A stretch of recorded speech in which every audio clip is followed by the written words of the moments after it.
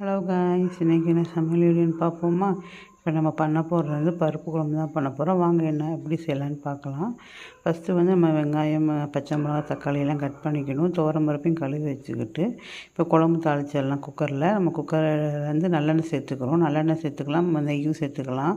நான் நல்லெண்ணெய் சேர்த்து பண்ணுறேன். நல்லெண்ணெய் சேர்த்துட்டு நம்ம கடுகு, சீரகம் போட்டுக்கிறோம். போட்டு நல்லா பொரிஞ்சது நம்ம கருவேப்பிலை சேர்த்துக்கிறோம். கருவேப்பிலை சேர்த்து நல்லா பொரிஞ்சதும் நம்ம கட் பண்ணி வச்சுருக்கோம் பார்த்திங்களா சின்ன வெங்காயம், அதையும் சேர்த்துக்கிறோம். அதுவும் பச்சை மிளகாயும் சேர்த்து நல்லா வதக்கி விட்டுட்டு தக்காளியும் சேர்த்துக்கோங்க. அதோட தக்காளி வெங்காயம் நல்லா வதங்கணும்.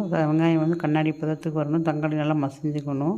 நல்லா கிளறி விடுங்க. அதில் உப்பு சேர்த்துக்கோங்க. உப்பு சேர்த்திங்கன்னா சீக்கிரம் வதங்கிடும். அதையும் சேர்த்துட்டு நல்லா கிளறி விடுங்க. நல்லா வெங்காயம் வெந்ததும் இப்போ நம்ம மசால் பொடியெல்லாம் அதில் சேர்த்துக்கலாம். மஞ்சத்தூள் மட்டும் தான் அதில் ஆட் பண்ணுவோம். நம்ம மிளகாத்தூள் எதுவும் சேர்க்க போகிறது கிடையாது. மஞ்சத்தூள் மட்டும் ஆட் பண்ணி நல்லா கிளறி விடுங்க. இந்த மாதிரி வந்தது நம்ம பூண்டு இதில் சேர்த்துக்கோங்க. பூண்டு சேர்த்துட்டு நம்ம கொத்தமல்லி தழை கொஞ்சம் சேர்த்துக்கோங்க. சேர்த்துட்டு நம்ம கழுவி வச்சுருக்க பருப்பை இதோடு சேர்த்து நல்லா கிளறி விடுங்க. கிளறி விட்டு ஒரு 1 டீஸ்பூன் நம்ம கீ சேர்த்துக்கிறோம். இதில் சேர்க்கும் போது நல்லா வாசனையாக இருக்கும். சேர்த்துட்டு இதுக்கு பருப்பு வேகிறதுக்கான தண்ணியை ஊற்றி குக்கரை மூடி நம்ம ஒரு 4-5 விசில் விட்டுக்கிறோம். நல்லா மசிஞ்சு குழஞ்சி வந்தால் தான் இந்த பருப்பு நல்லாயிருக்கும்.